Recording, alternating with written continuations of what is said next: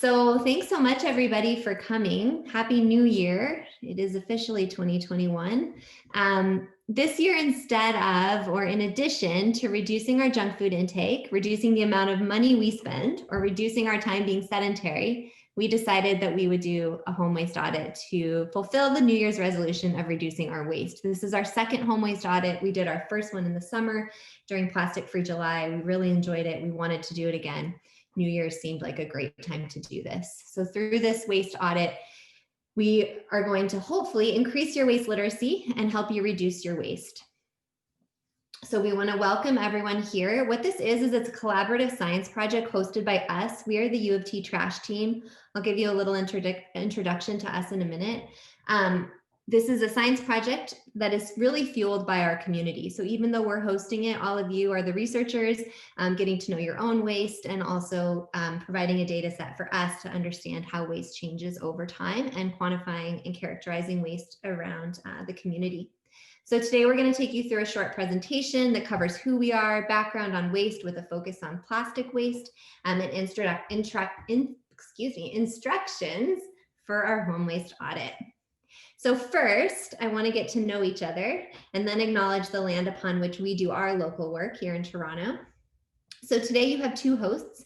My name is Chelsea Rockman. I'm a co-founder of the U of T trash team. I'm also a researcher working on plastic pollution and primarily, or not primarily only, but really mostly microplastics, so very small pieces of plastic.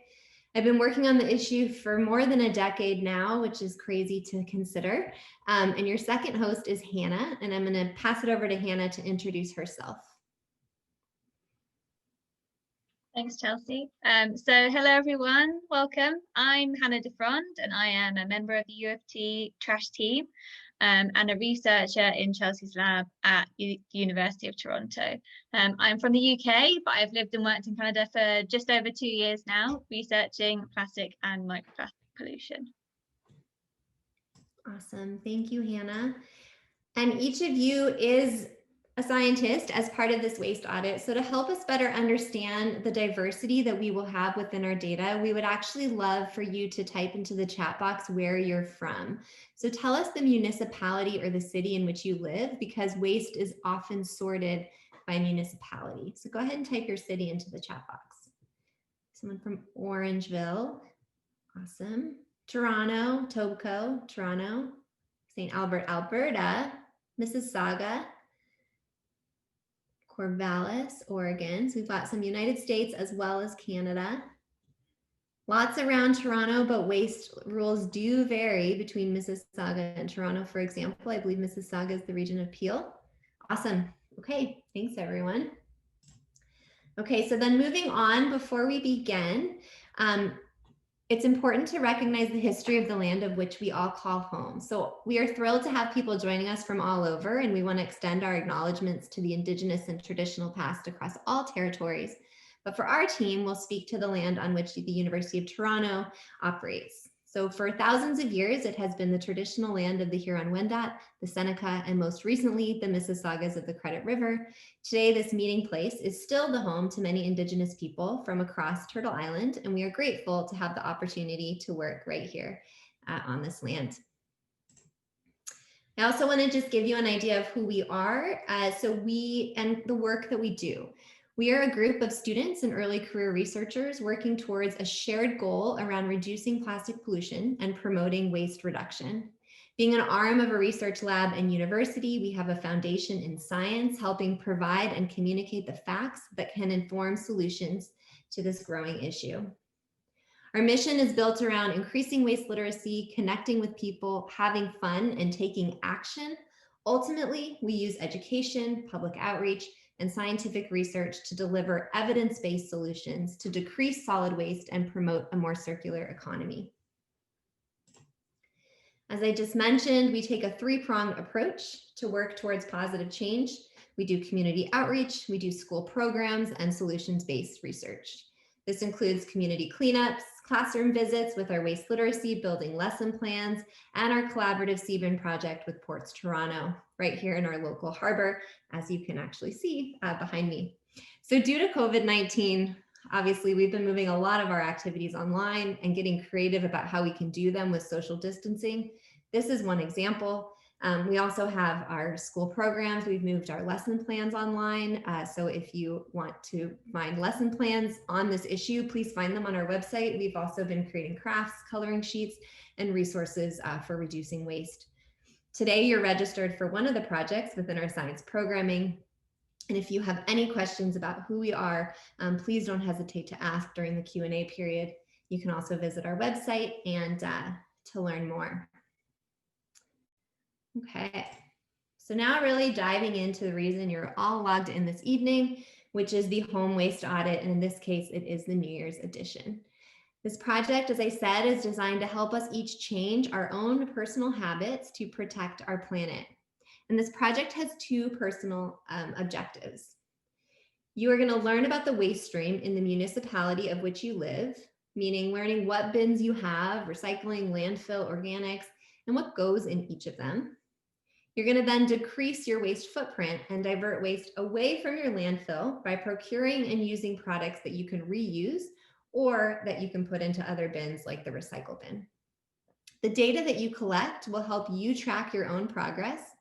Our collective shared data will enable us to see how diverse waste streams are across geographies and how waste literacy and changed behaviors can reduce waste. This data will be anonymized, synthesized, and shared in our second webinar. That's the results webinar. We also plan to share it this time via a peer-reviewed publication. This is if you filled out the consent form. So you should have had a consent form sent to you through the Eventbrite. Please feel free, or please do fill that out if you are happy for us to use your waste to synthesize it for results. If you have any questions about this, please feel free to ask during the Q&A, or you can send an email directly to us. In just a bit, I'm going to carefully go through the instructions of your audit, which is focused on local solutions to a quickly growing issue. But first, I want to turn it over to Hannah to put our project in the context of the global issue. So Hannah, over to you. Okay, thanks, Chelsea. Yeah, I'm just going to spend a few minutes going over plastic pollution and waste management. So we're going to start at the beginning. So obviously today we all know plastic is everywhere, but it wasn't always this way. The first synthetic plastic, Bakelite, was produced in 1907. And the creation of plastic, this material that could be molded into almost anything, gained huge popularity in the 1950s. Where manufacturers began replacing traditionally paper or glass items with lighter, more durable and more affordable plastic alternatives. So plastic was used for things like insulation, packaging, and to make disposable versions of previously reusable items, such as plates, cutlery, and bottles. And you can see in this image, this family is very happy about that. And that's because it was marketed as a solution to rid people of their household chores. So there's no need to wash it up if you can just throw it away. And then since the 1950s, this figure shows just how much plastic production has increased, which has been exponential due to high demand and high consumption. So by 2017, we had produced approximately 8,300 million metric tons of virgin plastics. And plastic is now a huge commodity, and we use it in many aspects of our lives. It's also a big business, and currently the global market for plastic products is valued at $1.2 trillion. And you can see from this figure that production is getting faster and faster by the year. So half of all plastics ever manufactured have been made in the last 15 years. And if these trends continue, by 2050, we'll have produced 26 billion metric tons of plastic. There are some obvious reasons why plastics have become such a huge part of our lives. First, plastic is cheap. It's also very fast to produce compared to other materials. It's lightweight in comparison to glass or other containers, so it can save energy when shipping because a heavier truck requires more gas. And plastics are also durable and can be manufactured to be extremely rigid, extremely flexible, or heat resistant, for example. Then because of its many different forms, plastic is a unique material, really, with some valuable functions, including medicine, things like safety and protection, so the helmets that they're wearing on their bikes, communication, the phones and the laptops, like the one I'm speaking to you through today, and also transport.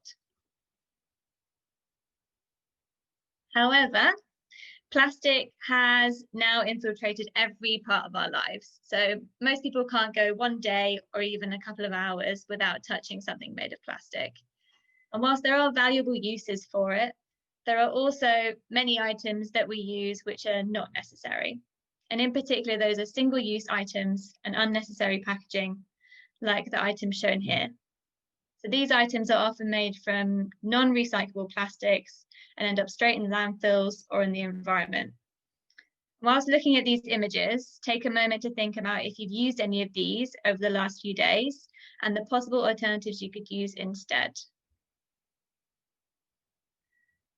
And this is what they might end up looking like when they end up in the environment. So I'll just give you a second to have a look at those two and that very sad looking crab. Okay, so our plastic consumption habit, fueled by the endless supply of disposable products, has outpaced our waste management systems, which has resulted in a huge amount of plastic waste escaping our waste systems and reaching the environment, as I just showed you. And many of you have maybe previously heard of the estimate that about 8 million tons of plastic waste enters our oceans every year. Well, we now have a new number.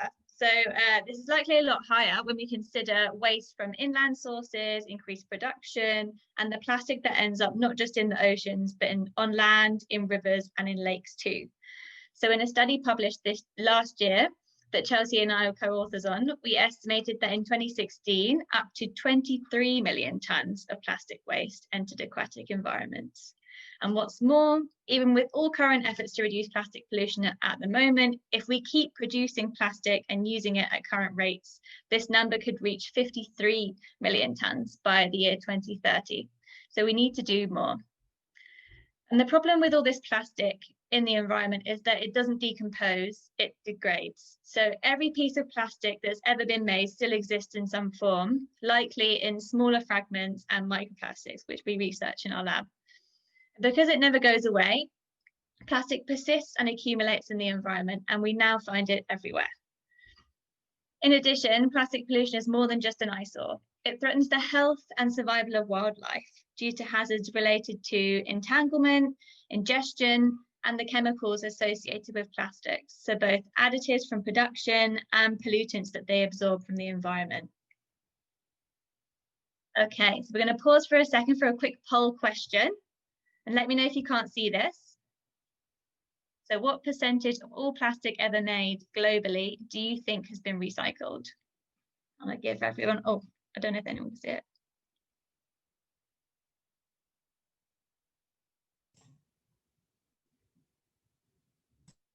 Okay. Okay. It's very quick. Can everyone see the results? Yes? Okay. So for those of you that were pretty pessimistic in your answer for this poll question, you were correct. The answer was 9%. So just to go into a bit more detail, so of all plastic waste ever produced, it's been estimated that 9% has been recycled, which is quite a low number, and then 79% has ended up in landfills of the environment, and 12% has been incinerated. And much of the waste that ends up in landfills and the environment is avoidable. So approximately 40% of plastic produced every year is single-use packaging, which is used just once and then thrown away.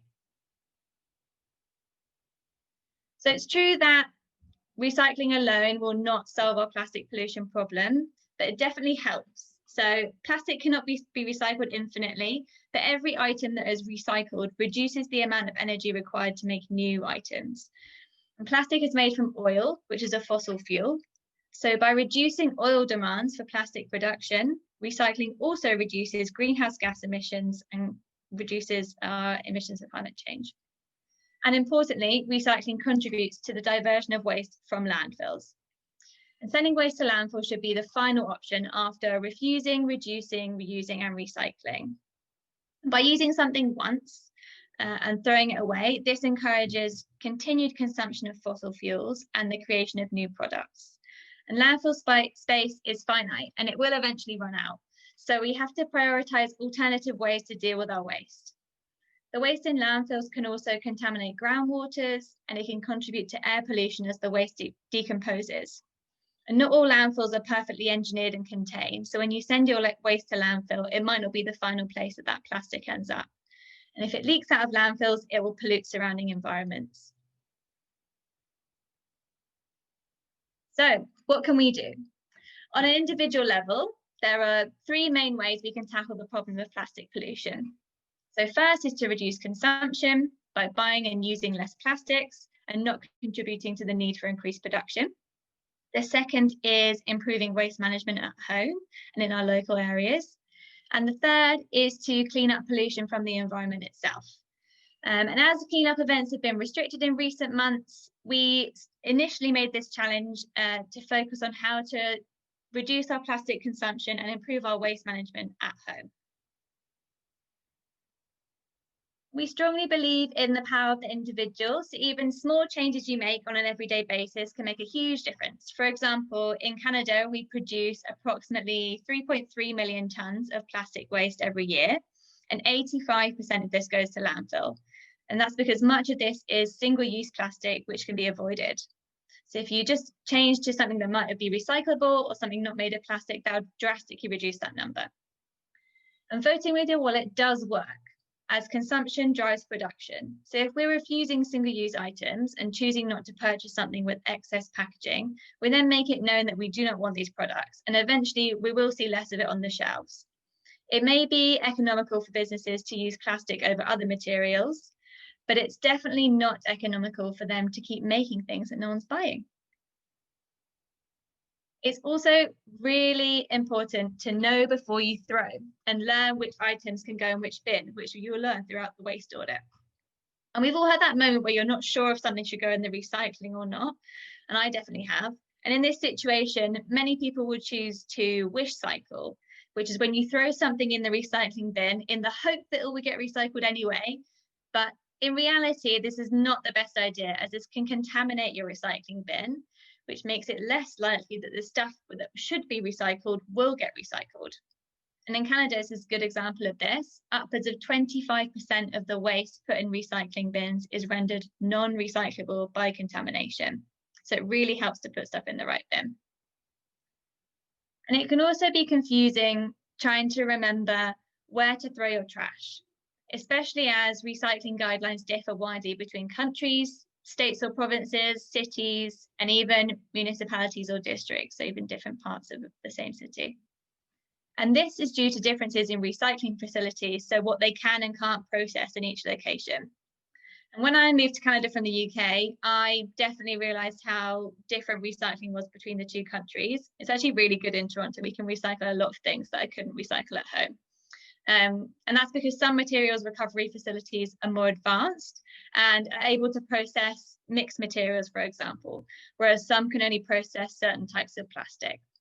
So it's really important to know what the local recycling guidelines are in your area. And that leads us into our home waste audit. So I'm now going to hand it back over to Chelsea so she can tell you a bit more about how it's going to work. So over to you, Chelsea. Great. Okay. Thanks, Hannah. All right. So hopefully everyone can hear me okay. And tomorrow officially begins your own personal home waste audit. So this audit includes 3 overarching tasks. The one is the webinar, like today. This is one of 2. The second is the actual home waste audit, which is counting and characterizing your waste. That's the data collection. And 3, which is also data collection, is online surveys to guide increased waste literacy. So hopefully you've already completed survey 1, but if you haven't, please go ahead and do that tonight before you begin your audit. It shouldn't take you more than 10 to 15 minutes. By the end of this webinar, you'll only have 1 webinar left. One more thing, if you agree to have your data be part of our published research, as I said before, please don't forget to fill out the consent form online. For this project, all you need is a piece of paper, a pen or pencil, and your computer. And if you don't want to print the data sheets, you don't have to. You can make your own data sheet on a piece of scrap paper as long as you keep all the same prompts. And then you can type your answers into the data sheet later to send the data to us. You're going to be receiving all of the links to the surveys, the data sheets, and other resources you need through emails, through the Eventbrite. But if anything is ever unclear, please, please, please don't hesitate to reach out. We are more than happy to chat with you and to help. And we promise we will not be cluttering your inbox, and we'll be careful to only send you what you need to reduce email waste. Now I'm going to carefully go through the instructions 1 week at a time, but if I miss anything or it is not clear, please ask a question during the Q&A. Okay, so week 1, because this week starts tomorrow. So the first thing is attending webinar 1 and taking the entrance survey. That is likely going to be done by the end of this webinar unless you have a survey to do before you go to bed or when you wake up in the morning before you start logging your litter, or not your litter, sorry, your waste. So during week 1, it is really important that you continue business as usual. This week is your baseline for which you will compare your other weeks to. In order to properly measure our baseline and how our increased knowledge and changed behaviors reduce our waste, we must not change any of our behaviors yet. So to prepare, I suggest printing or preparing your data sheets and having the instructional guide printed up, or just printed or either up on your home screen to follow along for the 4-week period. When I did this myself on the last waste audit, I decided to log my waste weekly. And at the end of the week, I would just basically dump out. So instead of taking the data as I threw things into my garbage can, I would actually dump my garbage can on the floor and sit there with my data sheet, tally at the end of the week, and then I would put it online. You are also welcome to throw as you go if you do not want to literally sort through your trash. I, of course, understand that. So here you can see the instructions on this page. So during week 1, the second task is actually auditing your household waste. I've already said this is business as usual. It is a 7-day period. You will quantify and characterize the waste you produce in both your landfill bin and your recycling bin, and you will record this by count. So you're going to record the quantity of each type of item disposed of in each bin over the 7-day period. That means that by the end of each week, in this case, it will be Tuesdays. When I did this last time, I would collect all my different waste bins that collect my non-recyclable waste that goes to the landfill and combine them into my biggest bin, which for me is the one in the kitchen. So here you can see that my bin is now full, and I would collect everything in it. I would go ahead and put it onto a tarp or dump it on the ground, and I would tally my litter onto my homemade data sheet. So here you can see my homemade data sheet. Here you can see my baseline data where I have lots of little plastic packaging. I've now learned how to make my own fruit bars, which takes a lot of time, but it's a win. And so here's what the data sheet looks like. So all of your data will eventually go on this data sheet like this. Here I've transcribed all of the data that I had written down onto an electronic sheet. This way it's ready to turn in at the end of the 4-week period. This is what the sheets look like that are sent to us. So just to kind of go over the data you have, you put in your name, your email, where you're from, both your country and your city, municipality or your city and where you live is very important. How many people are in your household? You can even add a half a point for a pet. They do make waste. The start date, and also any notes. If for some reason there's some week where you know you made more waste than normal, you might want to give it a note to recognize why you might have expected that increase that you got if it was, say, your second, third, or fourth week. Here you can just get a kind of an idea of the types of things that we would be noting under the plastic box, and also the level of detail. So for example, I put all plastic food wrappers together. I didn't note, candy bar wrapper and gummy candy wrapper and whatever else I had in there, fruit bar wrapper. I have a theme. And also I want to note some of the things to exclude, and I see a good question popping up in the chat. We'll get to that during the Q&A, but don't let us forget. Things to exclude would be like dust and hair. So if you're vacuuming materials, that would not get counted. If you rip a box or say a piece of paper as you dispose of it, you would count it as one. There's no need to describe brands of specific items. As I said, you just group them together. But I do want to discuss some of the things that we think are tricky items that may not be that easy to categorize. The way we categorize is by plastic, paper, metal, mixed, or other. So I want to call out some items, and then I want you to tell me whether it's plastic, paper, metal, mixed, or other. So the first one is styrofoam. What category is that? Is styrofoam, you can type it into the chat, plastic, paper, metal, mixed, or other? Plastic, yes. You are all correct. Awesome. Okay, styrofoam is a plastic. Sometimes that one is tricky for people. What about floss? Is floss plastic, paper, metal, mixed, or other? And this is your traditional floss. If you're like a flossiteer, then, but this is just like your normal. Plastic, paper, metal, mixed, or other. It is plastic often, yes. Like a typical brand of floss that is not purchased from somewhere where it's not plastic is often plastic. What about a compostable plastic cup? Plastic, paper, metal, mixed, or other. So that one's confusing for people. That's plastic. So it is actually still plastic. Now in Toronto, that would go in our landfill. In some places, it might go in your compost bin, which means it won't get counted at all. I don't believe they're recyclable anywhere. The next one is a silver chip package. So like a chip bag that is kind of like silvery on the inside and not on the outside. Plastic, paper, metal, mixed, or other. Chip bag. Combination of plastic and mixed. It is mixed. So there's aluminum foil in there, which tricked me last week. We looked it up. Another one, cigarette butts. Plastic, paper, metal, mixed, or other. Yeah, Suzanne's got it. It's mixed. It has plastic in there. Cigarette butt is mixed. The Tetra Pak. What about a milk carton? Plastic, paper, metal, mixed, or other. Mixed, good. Yes, there's often plastic line on a paper. Here comes one that we also are a big fan of because it's confusing, is the disposable paper coffee cup. So imagine the disposable paper coffee cup that you get from like Starbucks. Plastic, paper, metal, mixed, or other. Yeah, Susan. Yeah, so mixed. There's plastic and liner on the inside. So, and when in doubt, feel free to shoot us an email, but also when in doubt, you can put other and we will fix it for you. We do a data quality checks at the end. So awesome. All right. And great job, Vera. She's on it because I think we might have gone over that at Waste Literacy, or maybe we have a experiment with that one online if anyone's interested in the coffee cup. It's also in ice cream cartons. Okay, so next I would do the same thing for the recycle bin. So same categories apply. So here, my recycling bin, I just have one. I would dump it out at the end of the week, and then I would do my tally. For those of you that have a green bin at home, we are not measuring your organic. So if you have one, just ignore it. But if you don't have one, maybe split off your food waste if you're not going to take your data as you throw, because that's where it would really get gross to dump it at the end of the week. But we're not tallying food waste. So feel free to set that off to the side or however you want to deal with it. That one can be left out. Okay, so now I have a poll question for you, and we're actually going to do this in something called Mentimeter.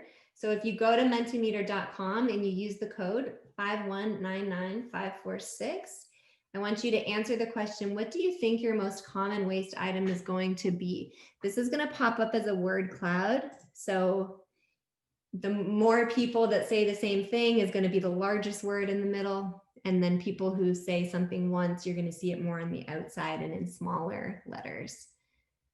Again, it's menti.com using the code 5199546. And once you type this and hit go, you should start to see this live populating my screen. Plastic. What kind of plastic? So food packaging or floss or something that you use a lot. You get I think a lot of people are putting plastic. Baking paper, yeah, especially now, huh? Food packaging, plastic wrappers, that was certainly one of my biggest one. Plastic food container is what I'm guessing plastic wood container is. Tissue, sure, packaging. So lots of packaging. Notice that theme.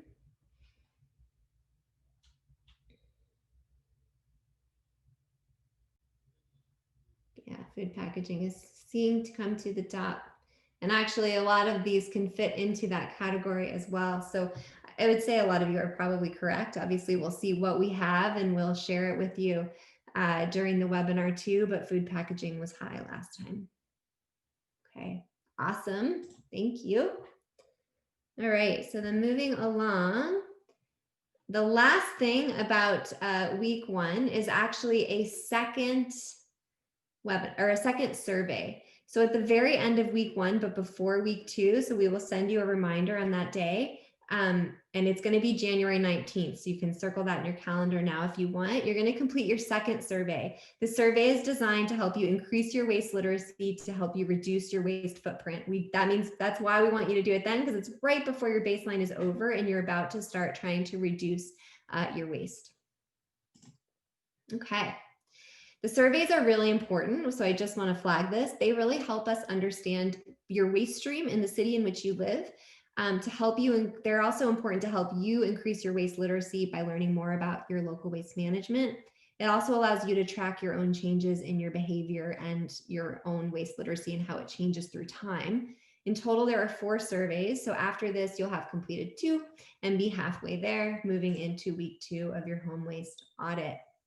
So week 2 and 3 are no different than week 1, except that now you can begin to try to reduce your waste by following the steps in the waste or the solutions hierarchy that you can see here in the corner. The thing to really remember here is that this is not a competition. We will not be judging you. We will probably not even look at your personal data sheets except for a quick data quality check. It all becomes anonymous once we synthesize it and put it all together. Really, this is just about the differences that we can all make to our waste production over time. And once we have all the data, as I said, we're going to synthesize it, we're going to anonymize it, we're going to analyze it, and we're going to share the results via the lessons learned. And then you're going to see everything together. So all that personal data is really gone. So again, this is not a competition. It's really just for yourself. The other thing is we know that it can be really overwhelming to go online and try to find this data in terms of how you can reduce your waste. It can be a little bit like drinking from a fire hose, the internet these days. We also know that change is hard. And for that, we say that baby steps are okay. We're not saying zero waste tomorrow. We're saying reduce our waste one step at a time. We have tried to make this a little bit easier for you, so you can find a lot of information about how to reduce waste on the internet. But if you would rather not surf the web, Rafaela and Cassie, who are here right now helping control the interworkings of the webinar, but they're on our team and they've provided tips and tricks on our website. These tips are also going to be on social media, and if you follow us on Twitter, Facebook, or Instagram, you'll see these popping up during your home waste audit. And then finally, in February, you are going to reach week 4. So here you'll follow the same steps as weeks 2 and 3. However, when you complete week 4, you'll organize your data sheets, making sure that all your data is typed into the forms, and you'll send all your data to us via the email provided on the screen, so ufttrashteam@gmail.com. We also ask that you fill out your 3rd survey. This we call the closing survey, and it's to share what actions you took in your household and provide us with a bit of feedback on how you found the audit for us to improve in the future. The final survey, which is the follow-up survey, will come in early April. That's really to survey how well the behaviors stick.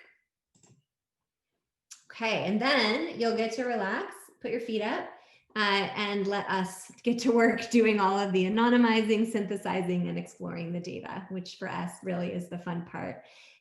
We will be making beautiful graphics, running some analyses, and prepping to share it with you during our 2nd webinar, which will be hosted on February 23rd.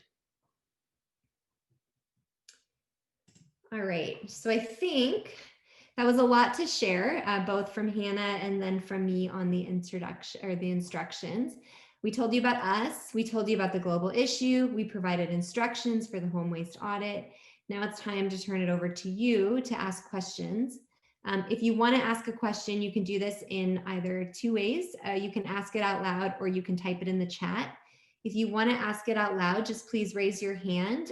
You can get there by pushing on the participants button in Zoom, and then you should have a little hand that you can raise, and you can see kind of what that looks like right here with instructions on how to do it. Then we'll take you off mute and you can ask your question. Remember, we are recording, so we will see you when you ask your question on the video, so just keep that in mind. So first I'm going to ask Susan and Rafaela if there's any questions that came up in the chat, which I think Rafaela actually just sent me them. So I'm going to go through those first, and then I'm going to go to raise hands questions that come later. And I may ping pong some questions over to Hannah if I feel that she would be a better candidate to answer the question.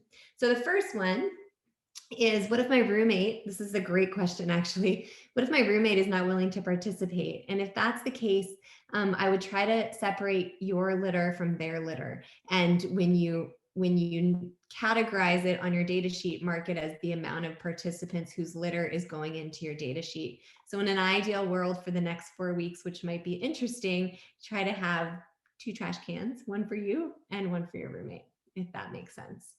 I think that answers that question, but if I didn't answer everything, please feel free to raise your hand or ask something else in the chat.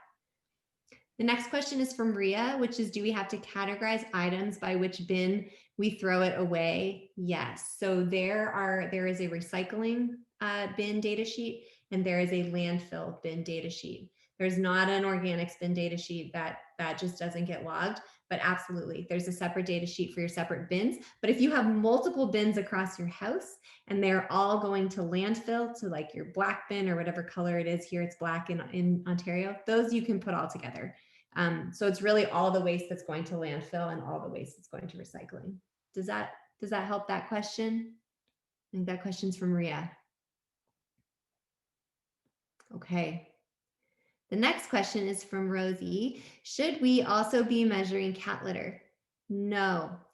You know, this came up last time. Susan or Hannah, can you remember, what did we end up doing with the cat litter? I think we said don't count it because it's too difficult. I think that was what we decided. Yeah, I think so too. I think you want to leave it out. And so if you normally put it in your normal bin, maybe just separate it off to the side for these 4 weeks. Yeah, it comes under the same category as like dust and floor sweepings and things that are really difficult to count, which we don't want you to have to spend time trying to categorize or count. And I'll just add, there's also another variable. It's a little bit confusing, but some municipalities actually accept it as an organic too. So then we're getting into the organics, which we're not counting. Right. I know it's not necessarily organic where you are based. And that voice from above, that is Susan. Yeah. And then we have a question from Suzanne. We pay for an external service through TerraCycle to recycle waxline cardboard containers. Do we record that anywhere since it's not through a municipality? Yeah, we'd still record them as recycling for sure. And that actually, when you fill out the second survey where you have notes to type in, you might type that in just so that we know. That's awesome.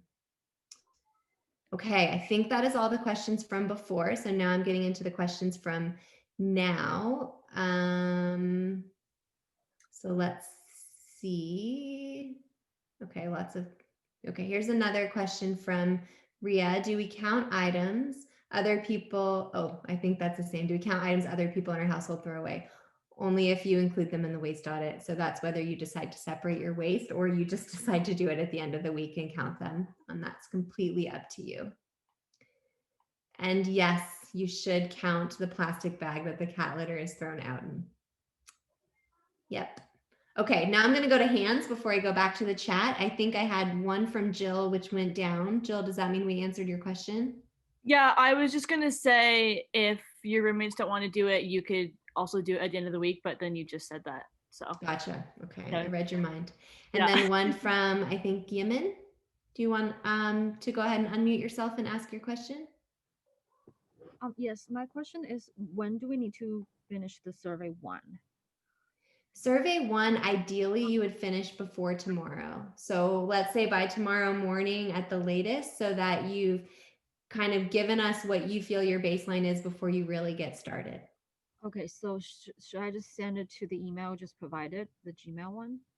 The survey, so there are, on our website, we have the ability for anybody to do a home waste audit at any time, which means people can print surveys, but actually here you should have links to Google Forms. And so, yeah, you should just follow the link in Google Form, fill out the survey, and the data should come automatically to us.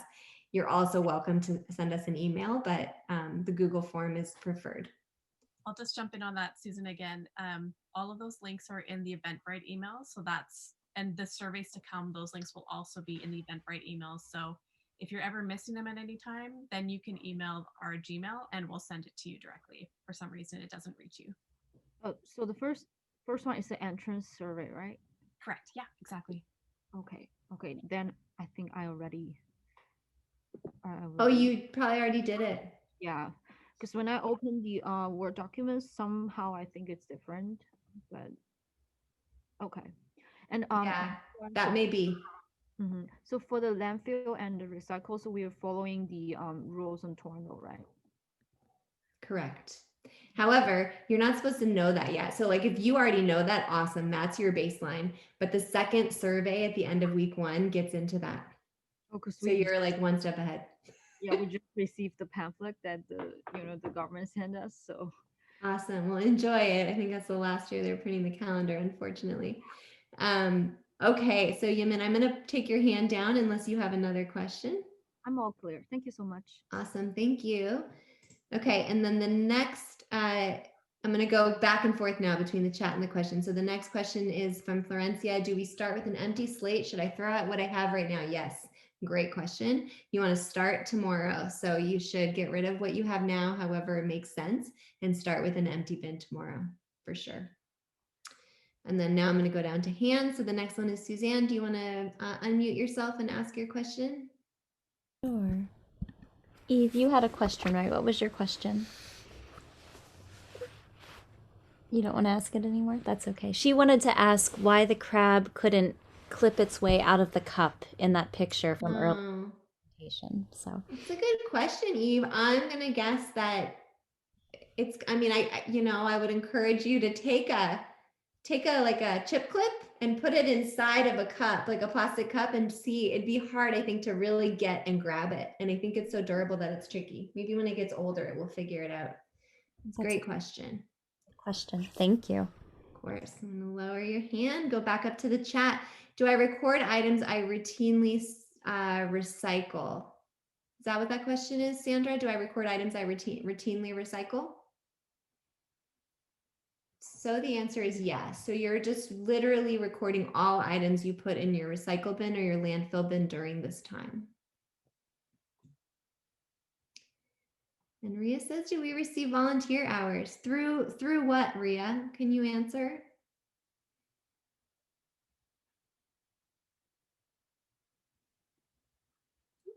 Are you there? If this is like through U of T, the answer is yes. You can of course record this as volunteer hours, but yeah, I'm not quite sure what that question is. So feel free to type more in the chat or to unmute yourself and explain. Okay, and then Rosie, did you want to unmute yourself and ask your question? Yeah, sure. I have a separate one in the chat too, but I have a different one. I have tried to parse the Peel Region recycling wizard a few times, and it's very confusing. There's a lot, particularly on plastics. It's like plastic food packaging is an entire thing where it's like, oh, it's recyclable, but specific types of plastic food packaging aren't recyclable. And I've literally called like the recycling people, I guess, whatever the contact is at the end of the page, and they've been like, I don't know, is it crinkly? So I guess that's my big thing there. It's like, I don't know if I'm doing things properly or not. And I guess that one of the things that Hannah said about the wish cycling, I don't know if I should be putting things in if it's possible that they might be recyclable. Yeah, I guess any tips on parsing your municipality's recycling program, because man, it's difficult. Yeah, it's a good point, you know. So here I know Peel has totally different rules. So here in Toronto, for example, we can't recycle black plastic, but we can recycle other plastics, and that has to do with the laser that then detects the type of plastic. And I have also called the Waste Wizard people, and the people on the other end of the line don't always know. you're more than welcome to ask us. We've, I think, learned a lot by going through this for specific items, but of course cities vary. And sometimes we've even gotten confused, like with ice cream containers was one thing we struggled with and finally figured out. But it's tricky. And I think hopefully what happens with the federal government and what they've been proposing, at least here in Canada, is to try to streamline it and harmonize it to make it less confusing. Because what you'll all see, and part of the data that you'll produce from the second survey, is the municipality in which you live and the rules within your city. And you're going to get to see how much it varies municipality to municipality, even if you're right next door, which is pretty fascinating. So I don't have like a satisfying answer for you, but great question. I spent a solid half hour recently with my dad, who lives in Toronto, going through like comparing the Toronto versus Peel recycling programs. Turns out Peel can recycle black plastic. Yes, Apparently. you can. And I think you can compost plastic compostable cups. Oh, you can't. I don't have composting because I live in that complex. So that's unfortunate. But yeah, it was ridiculous when we were going through it, because it was like, wait, you can do that? Oh, I can't do that. Yeah. So yeah, everyone's going to see this really soon. It's kind of fascinating, and that should change. It will change in Ontario already. That's part of the Ontario plan. I'll ask your second question now, since we have you on, which is why is the study you were doing? Are you worried that you're artificially selecting for waste conscious people who are willing to do a waste audit? Sure.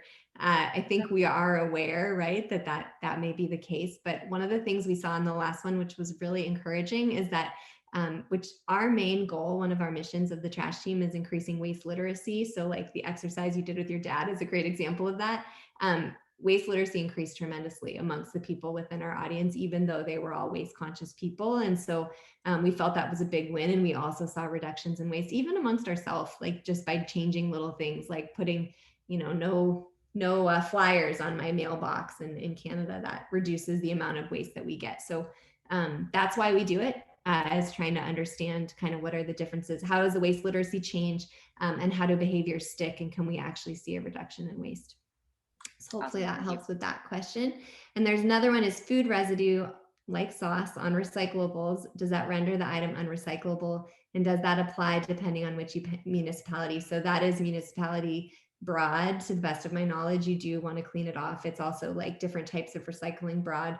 You need to get the peanut butter off, the sauce off, and give your product a rinse, because it does not, they often will put it on landfill if you do not clean it out. So that's a great question. From Ria, is there an age limit to contribute? No, absolutely not. But if you are going to be contributing your data for publication, you just have to have somebody over 18 sign for you. But otherwise, no, everybody can contribute. And the webinar is recorded, and it will go up on our website as early as tomorrow. And I know, Ashley, I was also sad to see that the calendar from Toronto with the waste will no longer be printed. Okay, I have a raised hand from Zifeng. You want to take yourself off mute and ask a question? Hello. Hey, I have a question coming from an economic viewpoint. Back in the a few years ago, Canadian government has started charging 5 cents on plastic bags, and as a consumer, we have to pay 5 cents for grocery bags. And I think the government is switching tactics into charging that 5 cents not to consumers but for manufacturers. But eventually, manufacturers have to make money, so that I believe that money is going to pass down to consumer anyway. Yeah. My question is, as a student or a low-income family, how are we going to contribute into the recycling problem without getting any financial increases? Yeah, it's a really good question. I think, just for background for everyone else, what you're talking about is extended producer responsibility, which is one of the things that the federal government of Canada at least introduced a plastic-wide strategy, which included an extended producer responsibility. So having the industry pay for their products at the end of life. What that means is actually that industry pays for waste management. In Ontario right now, the industry pays for 50% of our waste management. Soon they will pay for 100% of our waste management. Your concern is that some of that cost may come back on us, right? So if, what they're supposed to do is have industry pay more for a less sustainable item and pay less for a more sustainable item. So there's incentives. So this means the cost of unsustainable plastic items could go up. So yeah, how to get that cost not coming back to us, I don't have a good answer for you. You see it with gas prices going up and that type of thing, which does reduce the use of gasoline. But ideally, at least if the more sustainable products stay less, if the industries pay less, then hopefully we will continue to pay less for that. You're also starting to hear talk of something called a plastic tax, and that would hit at the supply side, not the product side. So that also may transfer it further upstream. But it's an excellent question that I don't have a solid answer for. But it's a valid concern, and the consultation period I think recently ended. But if they open one up again, it would be a good thing to actually ask the government. Is that satisfying enough of an answer? Yeah, thank you very much. Okay, great. Okay, and Ria's saying required volunteer hours through school in order to graduate. That's a good question. I would ask your school, but I'm gonna guess the answer is yes. But I would ask because they might be thinking of something else. Susan's answering that question in the chat though, I think. Okay, our mixed waste recycling. This is a question for Yemen, and that's like, oh, she says she got it. Although Yemen, do you want to share your answer? Because that's good for everyone to know. Otherwise, I'll share it for you. I think some of them are like the cheap bags and the disposable cups. They are categorized as recyclable. So Product specific, right?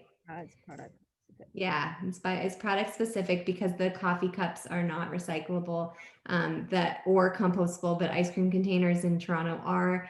It's product specific. This is why harmonizing the waste stream would be so great, because that confusion would go away. But it's an excellent question.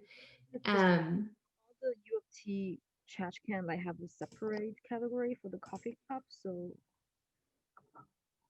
I'm wondering why they were doing it if it's not recyclable. Say that again, sorry. Also, like the trash can in the UT campus, they all have a separate component for the coffee cup. Yeah. So I was wondering why there's still a separation there. So I think what's happening, and I would actually like to call the university and ask them. I think they're sending them to a company like TerraCycle, which Suzanne had mentioned earlier today. I think they're sending them somewhere who will take them. If they're not, it's greenwashing, because in the city of Toronto, it goes to garbage. So it would be a great question actually to ask them. Okay, thank you very much. Mm-hmm. And then I think we have a question from Rika. Do you want to unmute yourself and ask your question? Hi, yeah, I actually have two questions. If I it. reuse, and I think somebody maybe asked this already, so I'm not sure if it got answered. If I very often reuse things, but like I'll wash out a pouch that has a Ziploc and then use it to store other new food and stuff in it. How do I count that? You don't. You only count it once it becomes waste. So when you're reusing, you're not producing waste. So that's a win. Okay. I do have mixed feelings about it because, of course, it requires water. Yep. Trade-offs, right? Yeah. Yeah. And the other question I have is, I seem to have learned somewhere that individual households generate a far lower percentage of waste than industry and institutions and possibly governments. Wouldn't it have a larger impact if we focused on all the organizations before the consumer gets the actual items, like coffee shops, stores, manufacturers, institutions, etc.? Yeah, it's a great question. We actually recently I got an email from the Toronto Brewing Company, I think it was, and they were interested in whether we could audit their waste. We've never done like a company's waste, right? And they were interested in how they could reduce their waste before it actually goes to us, the consumer. I've also seen a couple stores pop up in Toronto. Bear Market is one, and then the Replace, at least on the East End, that are trying to produce less waste. But yeah, I think it would be a fascinating thing to get into, to start doing kind of waste audits at every level, because there's a lot of waste produced before it gets to us. You're right. We all have a part to play. So we do, but isn't what we do basically a drop in the bucket compared to what could be done if you work on the upper levels of the production cycle or even the sales and distribution cycles? Yeah, so I don't think it's a drop in the bucket. I still think it's really useful. There's a lot of us, we produce a lot, we use a lot of material. By refusing something, you are kind of voting with your wallet. But at the same time, and we do this, right? We work on reduction at the production side. We work on better waste management, meaning like producing products that kind of fit the waste management. So I think the way that, and I think Hannah sort of mentioned this in her talk, the way we sort of envision it, there's like 3 different kind of ways you can really help this issue. One is reducing waste. So that may be waste, that may be production, like targeting industry directly, or with policy or us reducing our waste. The second is better waste management. So making waste management systems that kind of better fit the products that we use and that are actually there for picking up our waste. And then 3 is cleanup. And hopefully we don't have to do the cleanup. So you're asking a really good question. And I really do believe we need to kind of pull on all the different levers at the same time. So I think it is really important and not a drop in the bucket, but we can't do it in a vacuum without asking industry to do more and government to support it. Yeah. Oh, I think you're muted. Sorry, I think there are groups and organizations working on that also. So Absolutely. I guess I'm hopeful that at some point there might be a collaboration happening across a number of sectors, like your group and environmental defense possibly, and a number of other organizations. Yeah, and we work with environmental defense a bit, swim, drink, fish. The one thing, I don't know how familiar you are with what the federal government rolled out, but it includes the ban on multiple single-use plastics items, which is great. So that would reduce some of these items that we can't recycle, that can't very well be reused. It includes the extended producer responsibility that was brought up earlier. And it also includes this I really like, it's a recycling standard. So it says that companies have to produce products made out of at least, I believe, they're trying to figure it out, but it might be a 30% recycled content that would increase the market for recycled material. Right now, it is more expensive to buy recycled content than it is virgin plastic. So if you're a company trying to make money, why would you buy recycled content? This should flip that. So they're really working along all the levels of the plastic cycle, which is fantastic. And a lot of the organizations, including ours, who supported this and then also asked for like, hey, don't forget about this, right? Don't forget about some of the stuff you're bringing up as well. Another one is microplastics, the filters on washing machines and things like this to stop the smaller plastics from getting out. And there has to be enforcement. Yes. And Absolutely. accountability. Yeah, and so they're doing this all through the Canadian Environmental Protection Act. I'm happy, I can send you information on it if you want, and then you can also write letters to a government to tell them what you like and what you don't, which is good. Great, thank you. Yeah, thank you.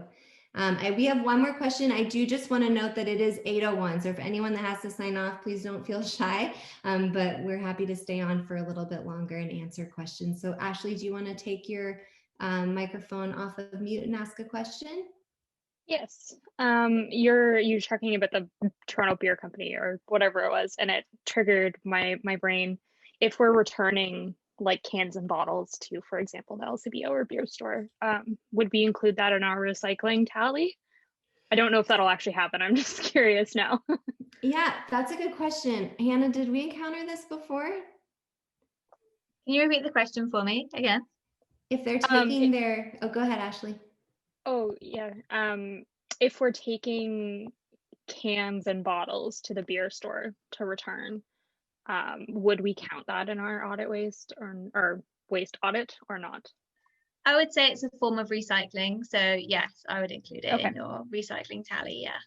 We didn't encounter that last time. No, that's a good question. Yeah, I just remembered that we have empties like under our kitchen table that are waiting to go back. So yeah. Chelsea, But then sorry for speaking over you. I would suggest you could, in that notes section for our interest, you could note that of those bottles they were returned. So we have that, and it'll help us know if this is something that people encounter. yeah, that sounds great. Okay, thank you. And if you've got lots that are ready to go, then I would only count ones that you produced as of tomorrow. So if you've got waste that you've already produced, don't count it. Okay. Right. It's Thank really you. how much you produce in a 7-day period. Mhm. Yeah.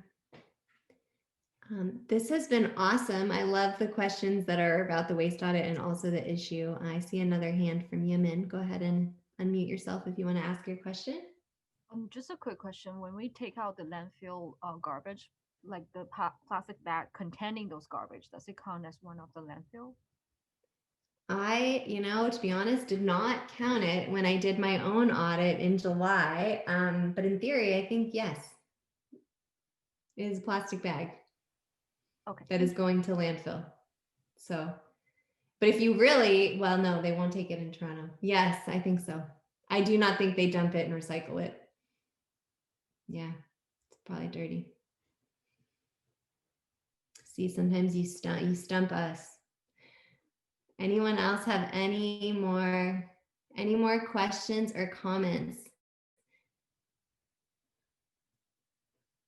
Okay, and this is not your last chance to ask them. Please do feel free to email us, direct message us on Twitter. We are more than happy. We love to communicate, to think about different questions that you might have, or if you have solutions you want to throw at us for us to consider for the future. We are more than happy to hear them. So thank you all so much for coming, for taking part in our waste audit. Please don't forget to do your first survey before you start tomorrow, and enjoy the process. We'll send you emails as we go, not too much, and we'll see you in about 6 weeks in webinar 2. Susan or Hannah, did I forget to say anything? No. I don't think so. I think you got everything. Okay. All right. Well, thanks everyone, and Happy New Year.